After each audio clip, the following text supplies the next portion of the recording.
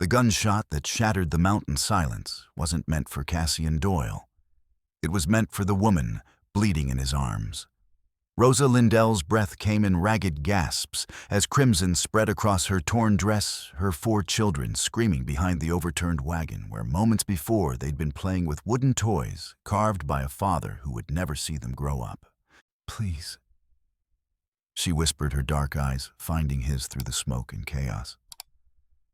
"Don't let Sheriff Creed take my babies. Promise me." Cassian had been tracking wounded deer through these Colorado peaks when the ambush erupted, turning a peaceful autumn morning into a nightmare of gunfire and terror. Now 30 yards away, 3 men in badges and dusters were reloading their rifles with the methodical precision of professional killers, while a 4th figure, a tall man with a sheriff's star pinned to his vest, called out orders that chilled Cassian's blood. "Burns, check the woman. If she's still breathing, put another bullet in her head. Hayes, round up those children and get them in the wagon. Buyers in Denver are paying premium prices for young ones, especially that blonde boy." The name Hayes hit Cassian like a physical blow. Luther Hayes had been his closest friend during the war, his brother-in-arms through Shiloh and Gettysburg, and the man who'd pulled him from a burning supply wagon at Antietam. But the figure emerging from behind a boulder, methodically checking his revolver, bore little resemblance to the honorable soldier Cassian remembered. Luther Sackber.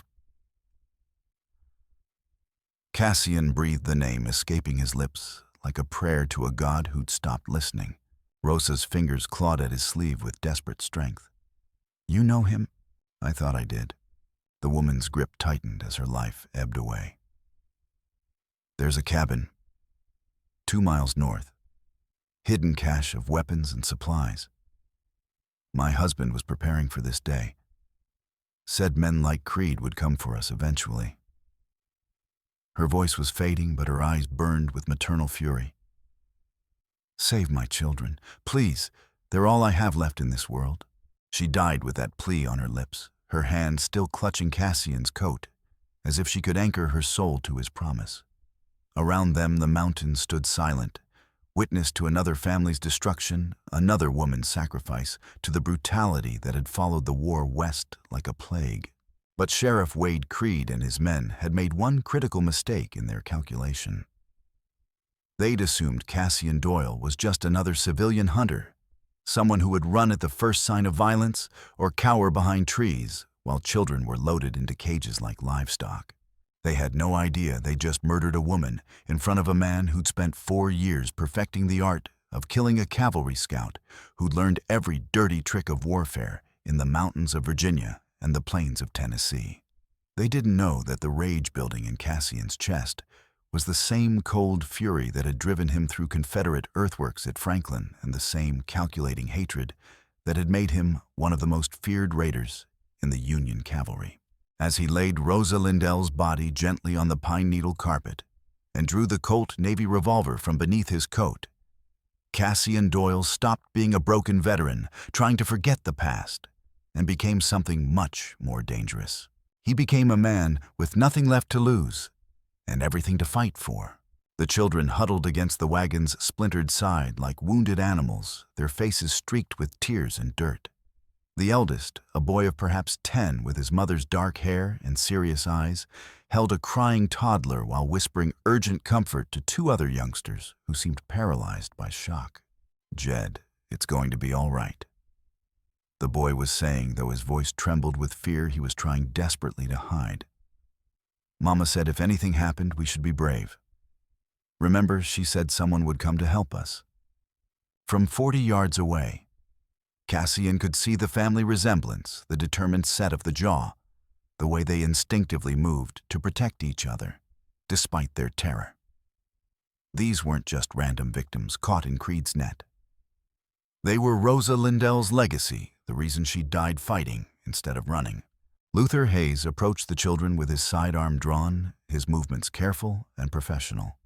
Even from a distance, Cassian could see the changes 4 years had wrought in his former friend. Luther had always been lean, but now he was gaunt, his face marked by hard lines and hollow eyes. The war had scarred them all, but some scars went deeper than flesh. Easy there, young ones. Luther was saying, his voice carrying the false gentleness of a predator soothing prey. Nobody's going to hurt you if you cooperate. We're just going to take you somewhere safe, somewhere there are nice people who'll take care of you. Liar.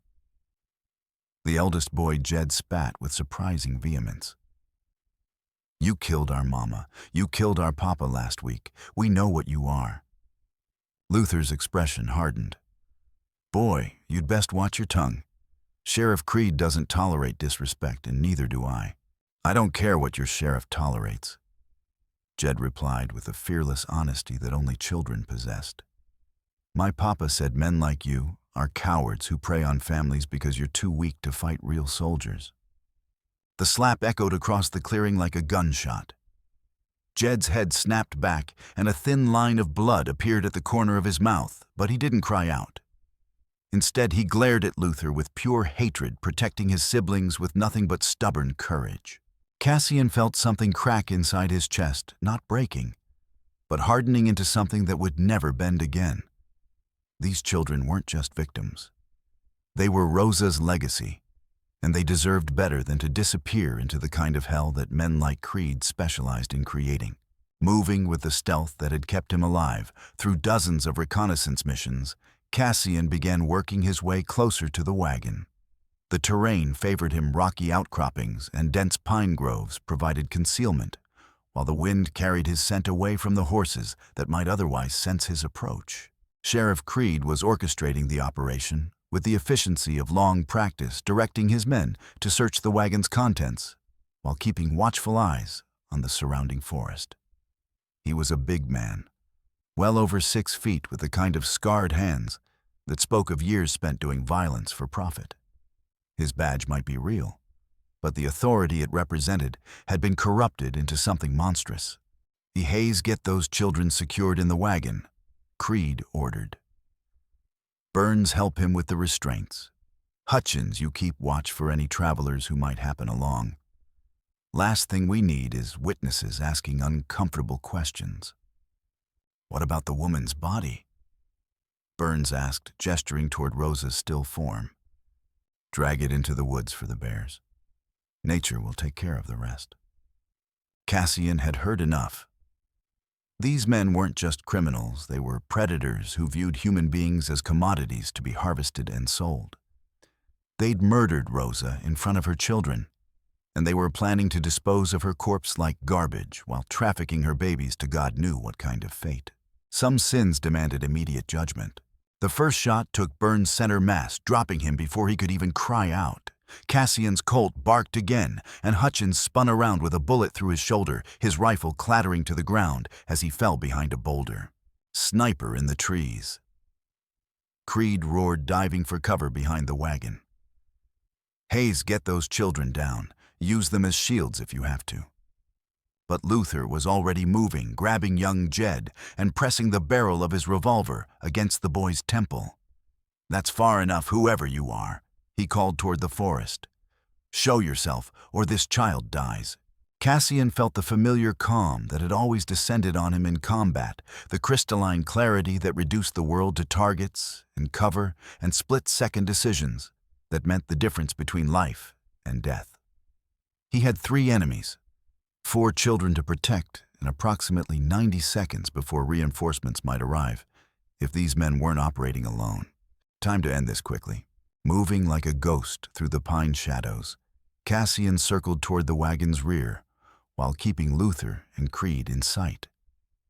The wounded Hutchins was trying to reload his rifle with one good arm, tears of pain streaming down his face as he fumbled with cartridges that kept slipping from his trembling fingers. I know you're out there, Luther called, his voice tight with stress. And I know you can hear me. You've got 10 seconds to show yourself, or I start killing children one by one. Don't hurt him.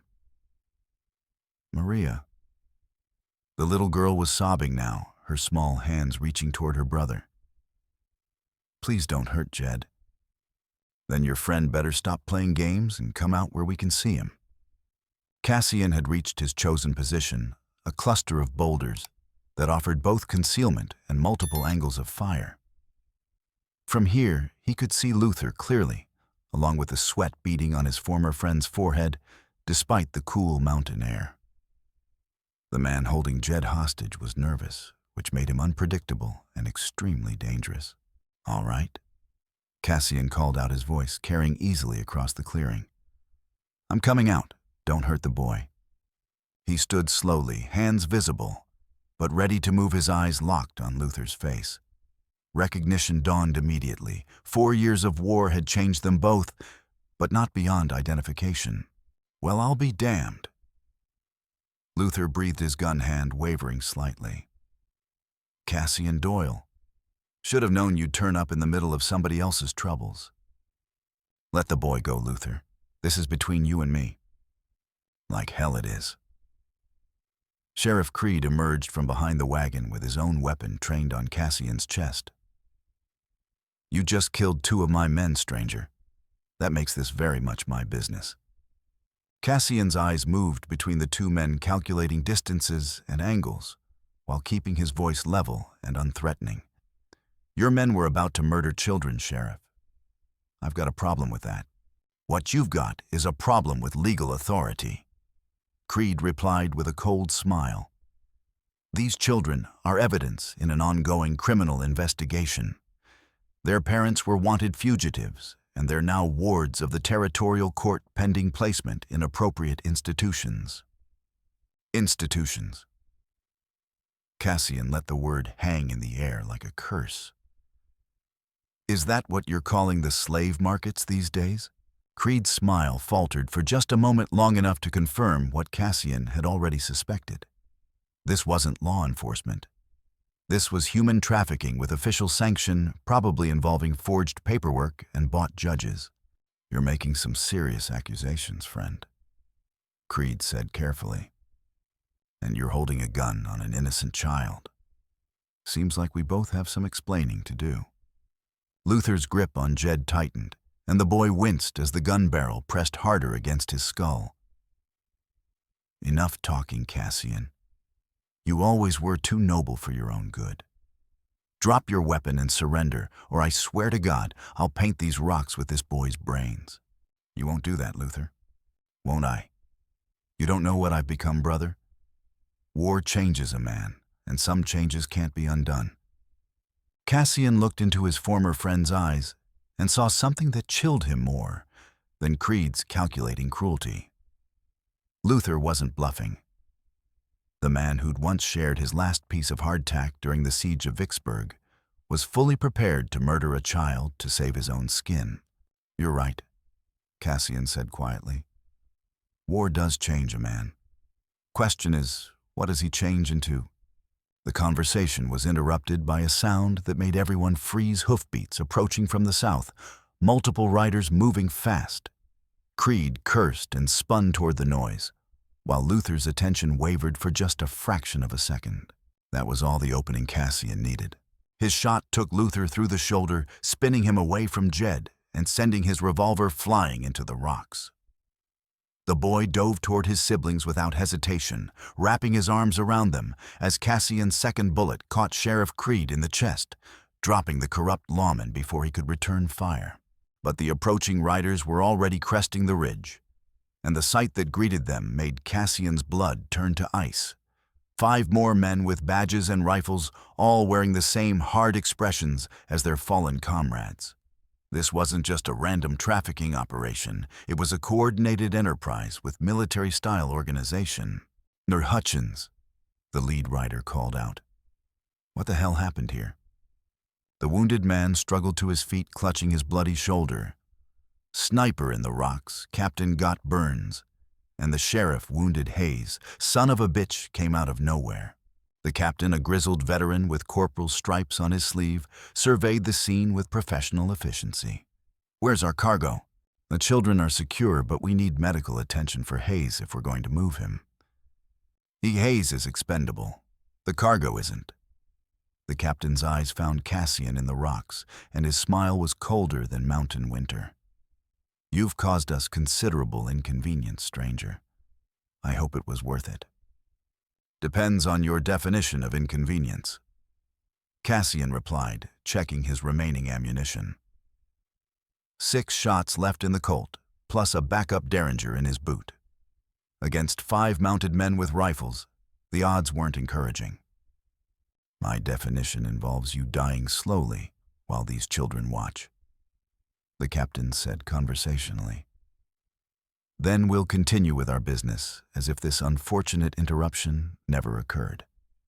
As the riders spread out to surround his position, Cassian found himself thinking about Rosa Lindell's final words.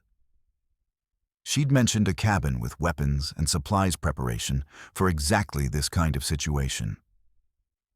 If he could reach it, if he could get the children to safety. But first, he had to survive the next 5 minutes. The battle for those children's lives was about to begin in earnest. The rifle bullet missed Cassian's head by inches, chipping granite from the boulder behind him and filling the air with stone dust. He rolled left as 2 more shots cracked from different positions, the echoes bouncing between mountain peaks like thunder.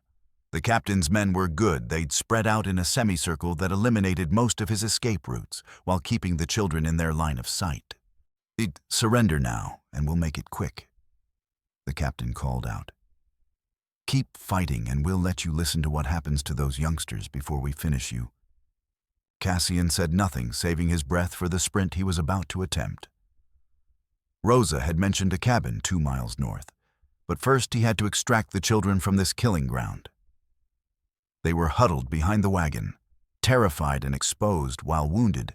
Luther groaned nearby, with blood seeping through his fingers. A new voice cut through the gunfire, young Jed speaking with startling clarity, despite the chaos around him.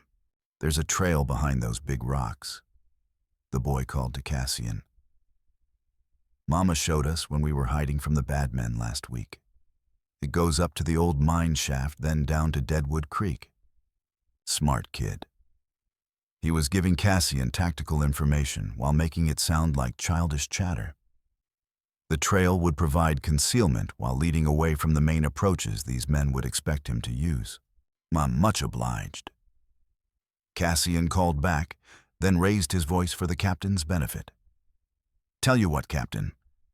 How about we settle this like soldiers instead of butchers? Single combat winner takes all. The captain's laugh carried no humor. I'm not stupid enough to risk everything on a fair fight. We'll take you down piece by piece, then collect our property and move on. As if to emphasize his point, one of the riders spurred his horse closer to the wagon, his rifle aimed directly at little Maria. Girl looks to be about 7, he called out. Perfect age for training. Be a shame if she got damaged in all this shooting. The threat against the child ignited something primal in Cassian's chest, the same protective rage he'd felt when Confederate cavalry had targeted Union supply wagons filled with wounded soldiers.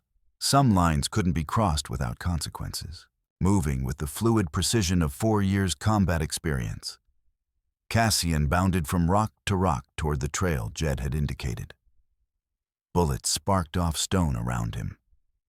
But the angles were difficult for mounted shooters, and their horses were nervous from the gunfire. He reached the trail's mouth just as the captain spurred his own mount forward, clearly intending to run him down before he could escape. But Cassian had fought mounted opponents before. The trick was to make them choose between controlling their horse and aiming their weapon. His shot took the captain's horse in the chest, sending both animal and rider tumbling in a tangle of screaming horseflesh and cursing humanity. The captain rolled clear of his dying mount, but his rifle was trapped beneath several 100 pounds of dead weight. "Now this way," Cassian shouted to the children. "Stay low and follow me."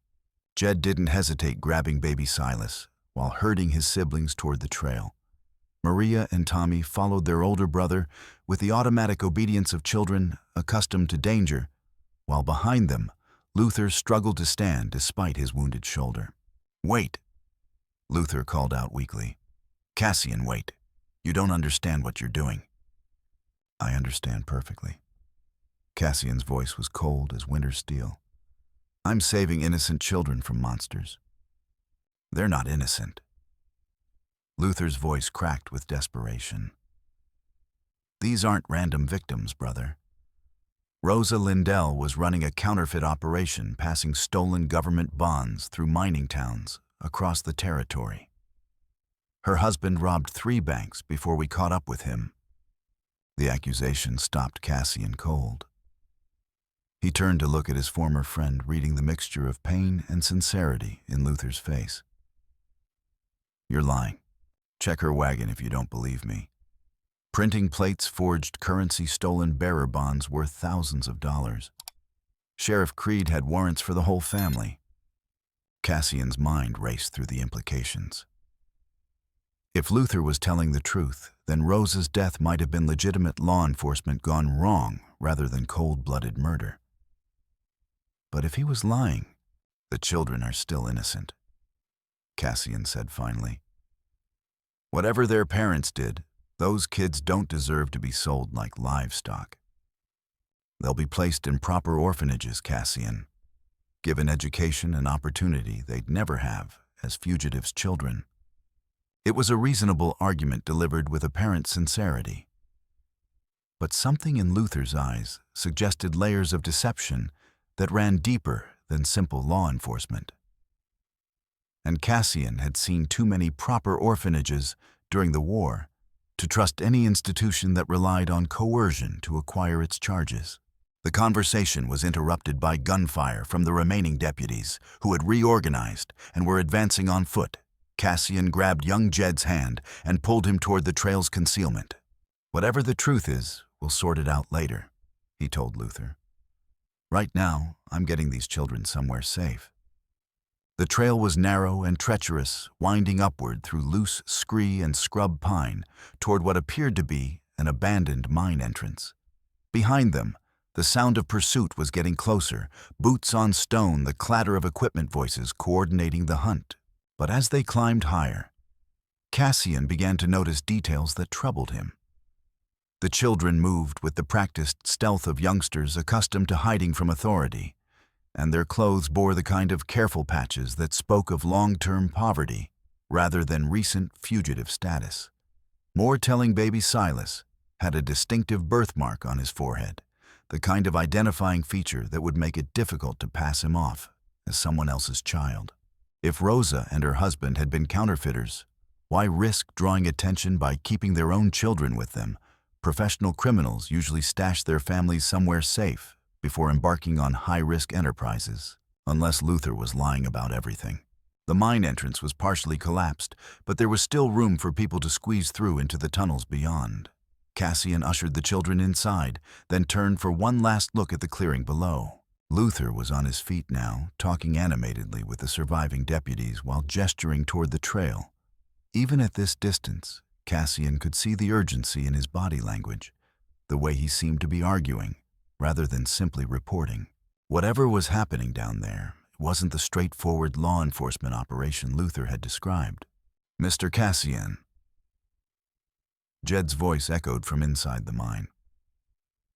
"There's a passage back here that goes deeper into the mountain, and I can smell fresh air coming from somewhere ahead." The boy was right. The mine shaft connected to a natural cave system that honeycombed this part of the mountains. With luck, they could emerge miles away from their pursuers, giving them time to reach the cabin Rosa had mentioned. But as they prepared to disappear into the mountain's depths, Cassian heard something that made his blood run cold, the distant baying of hounds. The deputies weren't just tracking them by sight anymore. They had dogs, which meant running would only delay the inevitable. This was no longer a rescue mission. It was a hunt, and they were the prey. The only question was whether Cassian could reach Rosa's weapons cache before the hounds caught their scent. The cave system was a labyrinth of limestone passages carved by millennia of underground streams. Cassian led the children through chambers that opened like cathedrals before narrowing into corridors barely wide enough for a grown man. Their footsteps echoed strangely in the darkness, while overhead bats stirred uneasily at the intrusion. Behind them, the sound of pursuit had faded to an occasional distant echo. The deputies were following, but the cave's acoustic properties made it impossible to judge their proximity. For all Cassian knew, armed men could be lurking around the next bend. How much farther? Maria whispered, her small hand gripping Cassian's coat as they navigated a particularly treacherous stretch of broken stone. Not far now, sweetheart. Cassian hoped he was telling the truth. The cave seemed to be trending northwest, which should bring them out somewhere near the coordinates Rosa had indicated for her cabin. Jed was proving invaluable as a scout his smaller size, allowing him to explore side passages that might hide additional threats or alternate routes.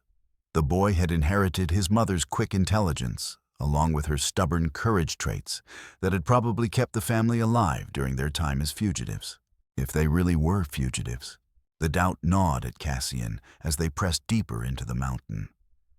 Luther's accusations about counterfeiting and bank robbery were specific enough to be verifiable. But something about the whole situation felt wrong. Professional criminals didn't usually travel with printing plates and young children simultaneously, and Rosa's dying words had suggested preparation for exactly this kind of confrontation. A new sound reached them from the tunnels behind, not the baying of hounds, but something worse. Human voices getting closer. They're gaining on us. Tommy observed with a matter-of-fact acceptance that children sometimes displayed toward disaster. Then we move faster. Cassian adjusted his grip on baby Silas, who had been remarkably quiet throughout their underground journey. Jed, can you see any light ahead? Yes, sir. Looks like there's an opening about 50 yards forward, hidden behind some fallen rocks. As they approached the cave mouth, Cassian could smell pine needles and wood smoke, sure signs that Rosa's cabin was nearby. But he could also hear something else that made him signal for silence voices approaching from outside. Moving carefully to the cave entrance, Cassian peered through a gap in the fallen stones and felt his heart sink. 3 more deputies were positioned around what appeared to be a small log cabin, their rifles ready and their horses tethered nearby. Luther's people had anticipated their destination and moved to cut off their escape. Trap. Jed whispered beside him, demonstrating a tactical awareness that no 10-year-old should possess. Yeah. Question is whether we can spring it from the inside.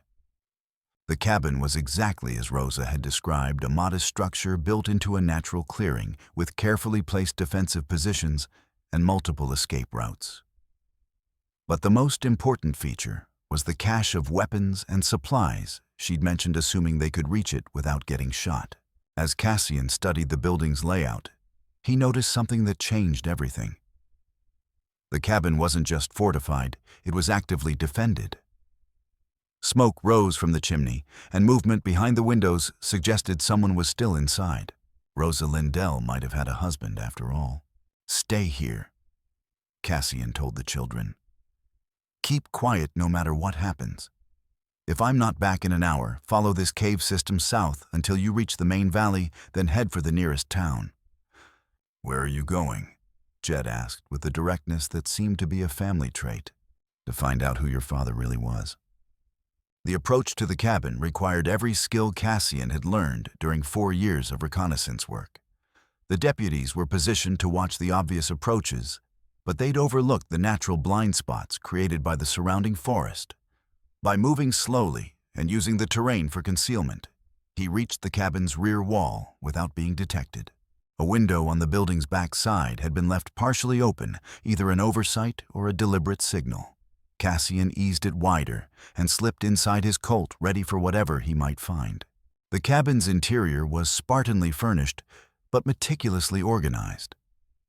Maps covered one wall, marked with routes and safe houses throughout the territory. A workbench held tools for document preparation, but not the printing plates Luther had described. Instead, Cassian found materials for creating false identification papers, the kind used by people trying to disappear rather than profit. You're not one of Creed's men. Cassian spun toward the voice, his weapon trained on a figure emerging from the cabin's back room. The man was tall and lean, with graying hair and eyes that held the same fierce intelligence Cassian had seen in Rosa and her children. Despite obvious exhaustion and recent injuries, he moved with the controlled grace of someone accustomed to violence.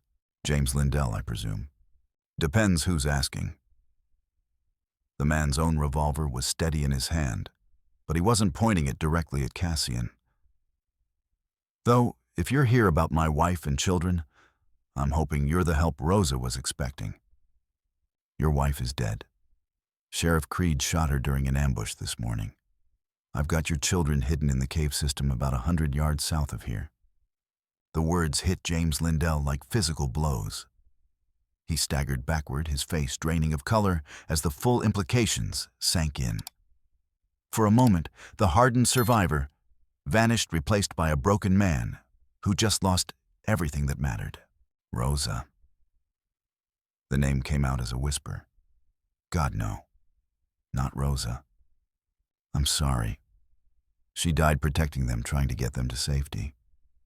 James was silent for a long moment, staring at the floor, while grief and rage warred in his expression.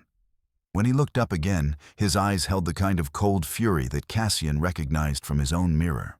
How many of them are there? Sheriff Creed and 2 others are dead. Luther Hayes is wounded but alive. 3 more deputies have this place surrounded, and there's a captain with hounds tracking through the caves. Hayes. James spat the name like a curse. I should have known that bastard would be involved. You know him.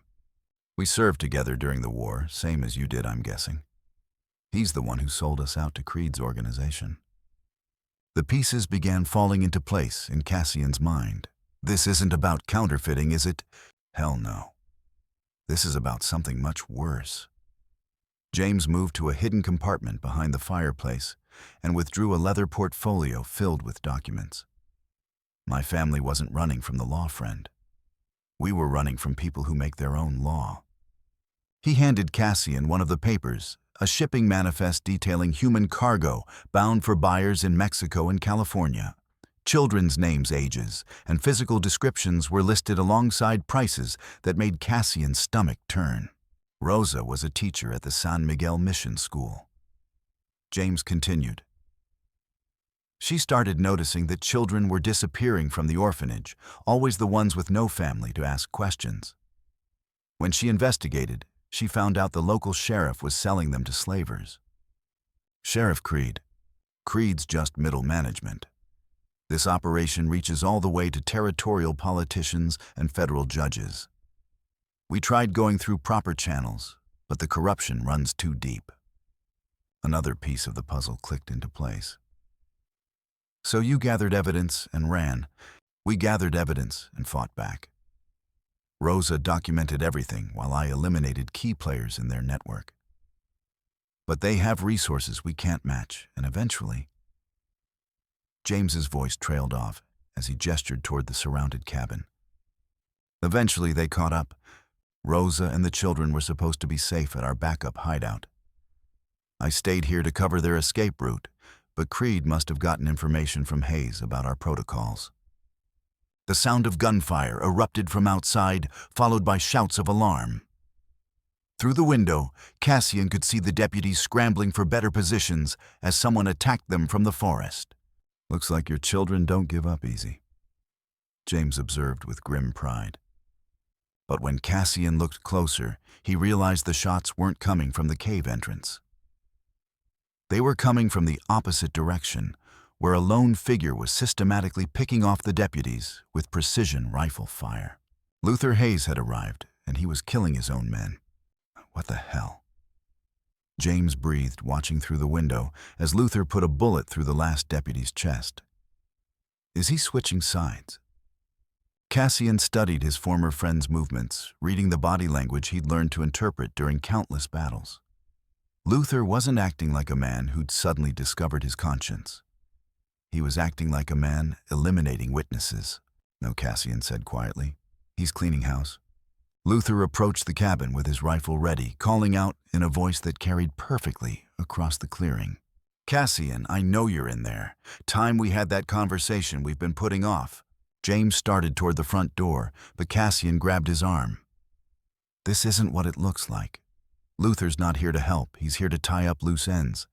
What kind of loose ends? The answer came through the cabin's front window as Luther's rifle barrel appeared, followed by his voice, calm and conversational. The kind that involve witnesses to a federal trafficking operation, James. You and your family have been a thorn in our side for too long. Our side, Cassian called back. What happened to law and order, Luther? Law and order don't pay nearly as well as chaos and corruption, brother. I've got buyers lined up from Denver to San Francisco, all willing to pay premium prices for quality merchandise. Your interference this morning cost me a significant investment. The truth hit Cassian like a revelation. Luther hadn't been corrupted by Creed's operation, he'd been running it. The sheriff had been working for Luther, not the other way around. You orchestrated all of this. From the beginning, Creed was useful for providing legal cover, but he was getting greedy and careless. Today's ambush was supposed to eliminate both him and the Lindell family, while making it look like a legitimate law enforcement action gone wrong. James was staring at Cassian with dawning understanding. He planned to use you as a witness, a war hero who could testify that the shooting was justified, until I started asking the wrong questions and shooting the wrong people. Cassian moved to a window that offered a different angle on Luther's position. Now he has to clean up the mess personally. Luther's voice carried a note of regret that might have been genuine. I really am sorry it came to this, Cassian. You were a good soldier and a better friend. But business is business, and some opportunities are too profitable to pass up. And what about the children? Are you really going to murder kids to protect your operation? Murder. Luther sounded genuinely shocked. I'm not a monster, brother. The children will be sold to carefully vetted buyers who will provide them with better lives than they'd ever have as orphans or fugitives' children. It's really quite humane when you think about it. The casual horror of that statement, the way Luther had convinced himself that slavery was somehow merciful, crystallized everything that was wrong with the world Cassian had fought to preserve. Some people could rationalize anything if the price was right. James, Cassian said quietly, how many rounds do you have for that rifle of yours? Enough to make this interesting, but he's got the high ground and better cover. Then we'll have to change the battlefield. As if reading his mind, the sound of small voices came from the direction of the cave entrance. The children had apparently decided not to wait for rescue. Papa. Jed's voice carried clearly across the clearing. Papa, we're coming. Luther's attention shifted toward the new sound, and Cassian saw opportunity in that moment of distraction.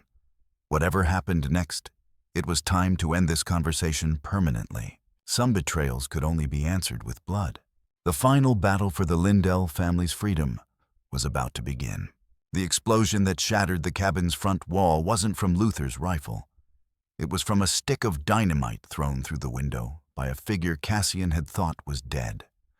Sheriff Creed rose from behind a fallen log like a vengeful ghost, his chest wrapped in bloody bandages, but his eyes burning with homicidal fury. And nobody kills Wade Creed and walks away. The sheriff snarled, lighting another stick of dynamite with steady hands. Not some washed-up cavalry scout, not some self-righteous teacher, and sure as hell not a bunch of squealing brats. The blast had knocked both Cassian and James to the floor, their ears ringing and vision blurred from smoke and debris. Through the hole where the wall used to be, Cassian could see Luther taking cover behind a massive pine tree, his rifle trained on the cabin's interior. But the real threat was Creed, who was stalking toward them with the measured pace of a predator, savoring the moment before the kill. Blood seeped through his improvised bandages, but adrenaline and rage were keeping him upright and dangerous. Should have minded your own business, Creed said conversationally, pulling the pin from his second stick of dynamite. Now you get to watch those children die before I finish both of you. The sound that stopped him wasn't gunfire or shouting, it was baby. The sound that stopped him wasn't gunfire or shouting, it was baby Silas crying somewhere in the forest, followed by Jed's voice calling out with desperate urgency. Papa the bad man is hurting Maria. Creed's head snapped toward the sound, and his smile turned predatory. Perfect. Looks like the merchandise decided to come to me. Through the smoke-filled cabin, Cassian could see the children emerging from the tree line, but something was terribly wrong. Luther had them at gunpoint using Maria as a human shield, while the other children clustered behind him in terror. Blood streaked down the little girl's face from a fresh cut on her forehead. "Sorry, Cassian," Luther called out, his voice carrying a note of genuine regret. "Had to secure the assets before they wandered into crossfire." James Lindell struggled to his feet, rage overriding the pain from his injuries. "Get your hands off my daughter, you bastard." "Easy there, Papa," Luther replied with false gentleness. "Wouldn't want little Maria to get hurt because Daddy couldn't control his temper." Creed laughed and hefted his stick of dynamite. "Hayes, you always were too soft. Should have just put bullets in their heads and been done with it. The dead children don't bring premium prices." Luther shot back. "Some of us understand the difference between revenge and profit." The casual way they discussed murdering children as if it were simply a business decision ignited something primal in Cassian's chest. These men had moved beyond simple criminality into a realm of evil that demanded immediate judgment. But Maria was still in Luther's arms, and one wrong move would get her killed. "What do you want?" Cassian called out, buying time while scanning for opportunities. "Simple trade," Luther replied. "You and James come out with hands visible, and the children live. Try anything heroic, and I start with the littlest one." Creed nodded approvingly. "Smart thinking. Though I still say we should just burn the whole forest down and sort through the ashes later, because you're an idiot who thinks with his fists instead of his brain," Luther snapped. "These children represent months of planning and thousands of dollars in potential profit. We're not throwing that away because you have anger management issues." The argument between the two killers created exactly the distraction Cassian needed. While they bickered, he caught James's eye and pointed toward a Winchester rifle that had been knocked from its rack during the explosion. If they moved simultaneously, James nodded almost imperceptibly, understanding the plan without need for words. Combat veterans developed that kind of silent communication through shared experience with life-and-death situations. "All right," Cassian called out. "We're coming out. Don't hurt the children." But instead of emerging through the destroyed front wall, both men rolled in opposite directions, Cassian toward the rifle, James toward a shotgun that had fallen near the fireplace. Luther's attention was focused on the wrong part of the cabin, expecting them to appear where he could see them clearly. Cassian's first shot took Luther through the shoulder, spinning him away from Maria and sending his revolver flying into the underbrush. The little girl scrambled toward her siblings, while Luther stumbled backward, clutching his wounded arm. "You always were too quick on the trigger." Luther gasped, but his eyes held more admiration than anger. "Should have known you'd find a way to complicate things." James's shotgun boomed, and Creed dove for cover as buckshot shredded the tree bark where his head had been a moment before. The sheriff's dynamite went flying, its fuse still burning as it rolled toward a patch of dry pine needles. "Fire in the hole," Cassian shouted, grabbing Maria and pushing her toward the relative safety of the cave entrance, while James herded the other children in the same direction. The explosion sent a column of flame and debris skyward, setting fire to several nearby trees and filling the air with smoke and ash. Through the chaos, Cassian could see Luther crawling toward his fallen weapon, while Creed emerged from behind his tree with another stick of dynamite ready. But the blast had done more than create confusion. It had revealed something that changed everything. Scattered around Creed's position were the bodies of federal marshals, their badges glinting in the firelight. These weren't corrupt local deputies. They were honest lawmen who had stumbled onto the trafficking operation and paid with their lives. "You killed federal officers." Cassian said the words, carrying the weight of absolute judgment. Creed shrugged as if discussing the weather. "They were asking too many questions about missing children. Sometimes problems solve themselves if you apply the right amount of pressure. And sometimes problems solve you." The voice came from behind Creed, and the sheriff spun around to find himself facing a figure that shouldn't have existed. Rosa Lindell stood at the edge of the clearing, very much alive, with a cavalry saber in her hands, murder in her eyes. "Hello, Wade," she said conversationally. "Miss me?" The revelation hit everyone like a physical blow. Rosa was supposed to be dead. Cassian had held her lifeless body, had felt her final breath escape her lips. But the woman standing before them was undeniably real, undeniably alive, and undeniably furious. "Impossible," Creed breathed. "I shot you myself. Watched you die. You shot my sister." Rosa replied with ice-cold precision. "Elena volunteered to take my place when we realized you were closing in. She died so these children could live, and now you're going to join her." The truth crashed over Cassian like an avalanche. The woman he'd held in the forest, the woman whose dying words had sent him on this crusade that had been Rosa's sister, not Rosa herself. The real Rosa had been coordinating their escape from another position, using Elena as a decoy to buy time. Clever, Luther admitted from his position on the ground. Though ultimately pointless. You're still outnumbered and the children are still valuable merchandise. "Are they?" Rosa asked, her smile sharp as the blade in her hands. "Take a closer look at those children, Luther. Really look at them." Cassian followed her gaze and felt his understanding of the situation shift once again. The children weren't cowering in terror anymore. They were moving with purpose, spreading out to surround Luther and Creed with the coordinated precision of trained soldiers. Even baby Silas, who couldn't be more than 3 years old, was carrying what appeared to be a small but deadly-looking knife. What the hell, Creed demanded, spinning between multiple threats as he realized the prey had become predators. "Meet my students," Rosa said with proud satisfaction. The San Miguel Mission School had a very specialized curriculum.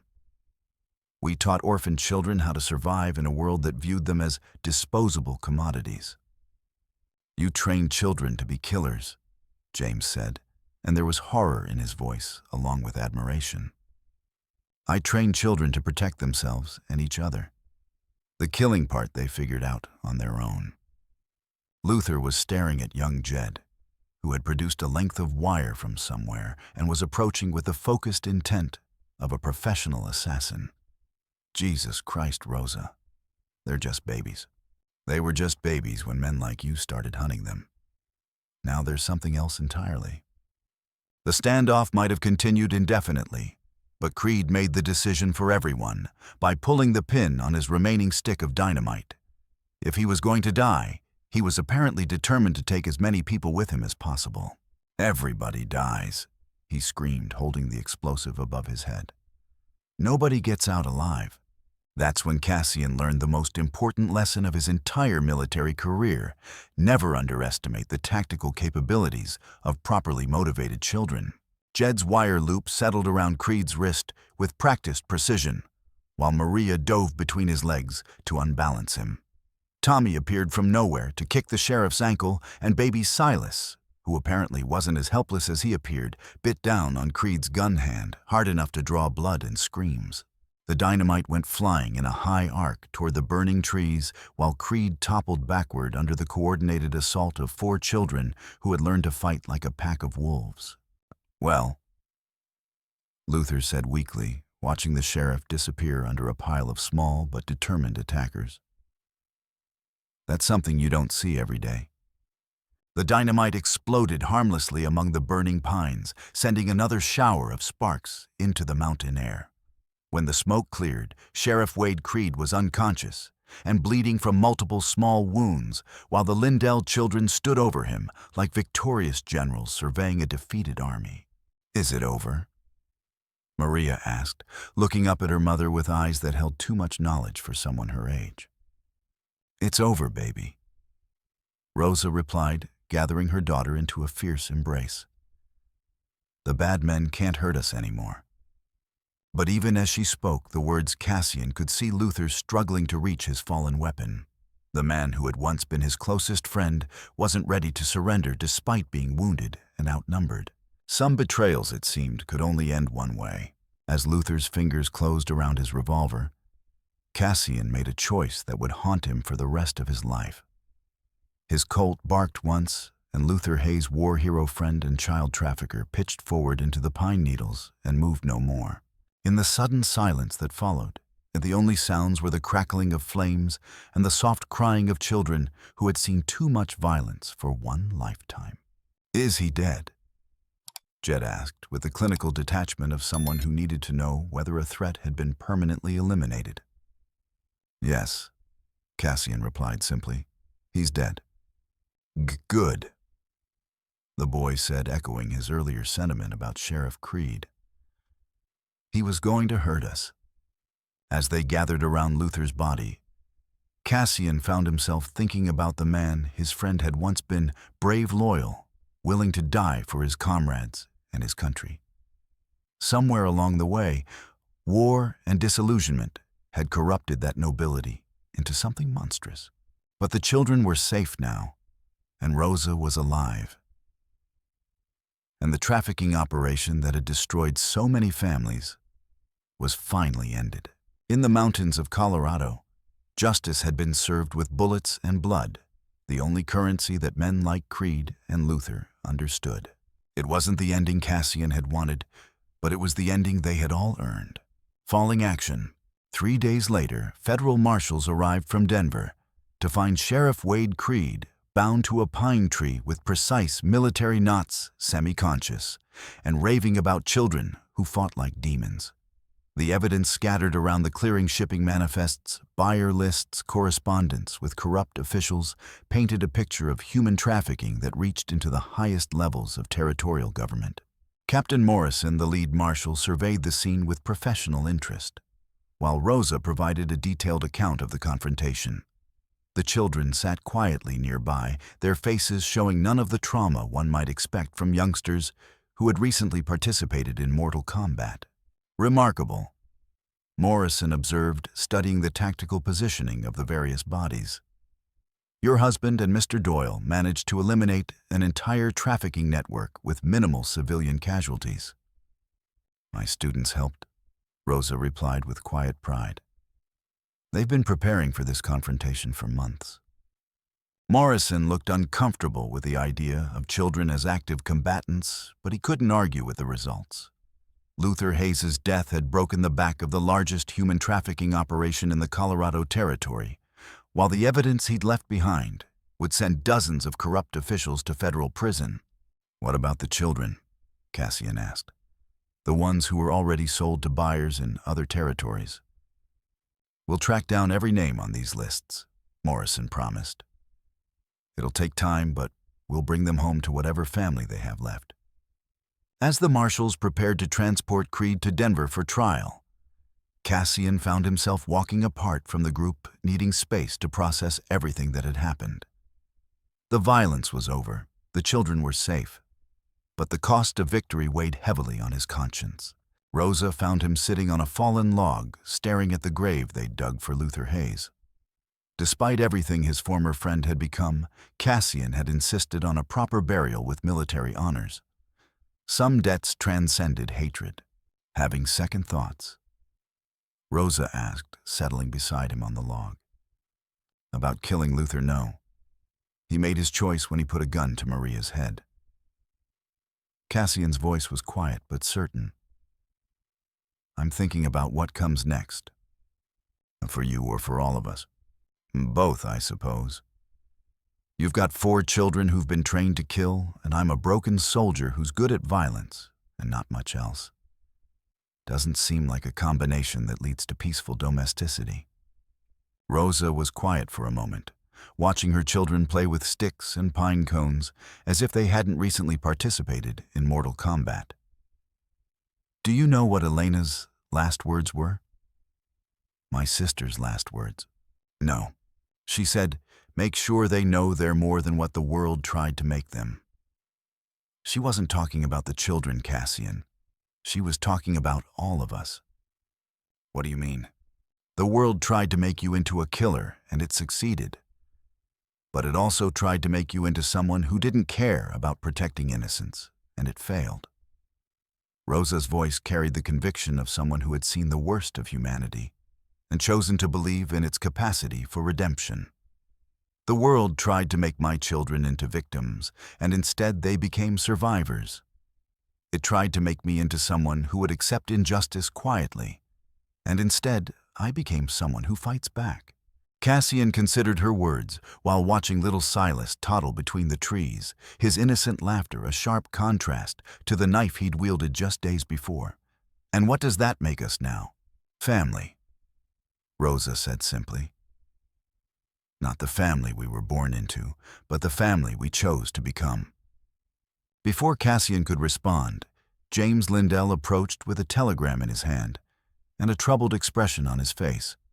"This just came from the federal courthouse in Denver. Thought you should see it." Cassian read the message twice before its implications fully sank in. Luther's been posthumously cleared of all charges. They're calling him a federal agent who died in the line of duty while investigating the trafficking operation. "Politics," James said with disgust. "Can't have a war hero's reputation tarnished by inconvenient facts about child trafficking. Better to rewrite history than admit the system failed." Rosa's laugh was bitter as winter wind. "So Luther becomes a martyr, and the children he tried to sell become footnotes in someone else's story. Not if we don't let them." Cassian said, an idea beginning to form in his mind. Morrison mentioned that dozens of children are still missing, still trapped in the network Luther helped create. "What if we made it our business to find them?" "You mean continue the fight?" "I mean finish what we started. There are other sheriff creeds out there, other trafficking operations that need to be shut down.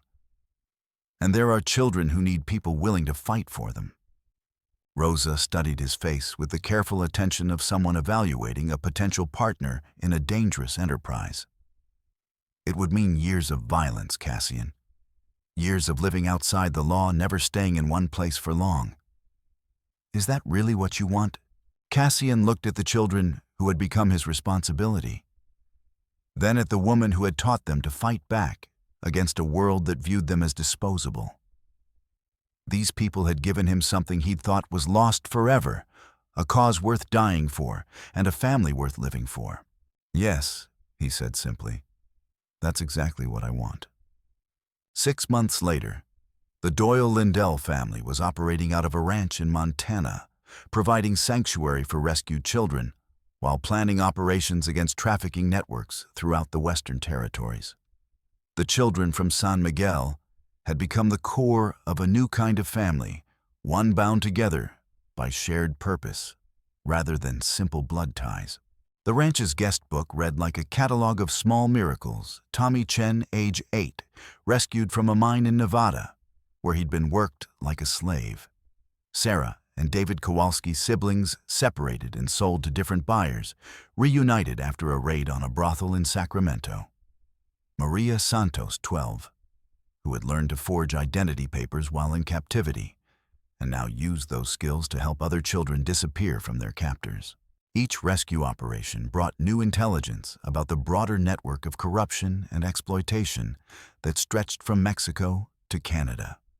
Each mission confirmed what Cassian had learned in the mountains of Colorado, that evil was systematic, organized, and profitable. But it could be fought by people who cared more about justice than their own safety. Report from our contact in El Paso. Rosa said, entering the ranch house kitchen with a telegram that would determine their next destination. 12 children disappeared from the St. Catherine's orphanage last week. Local authorities are calling it a fire, but witnesses saw wagons leaving the area before the building burned. Cassian looked up from the map, where he'd been plotting supply routes for their next operation.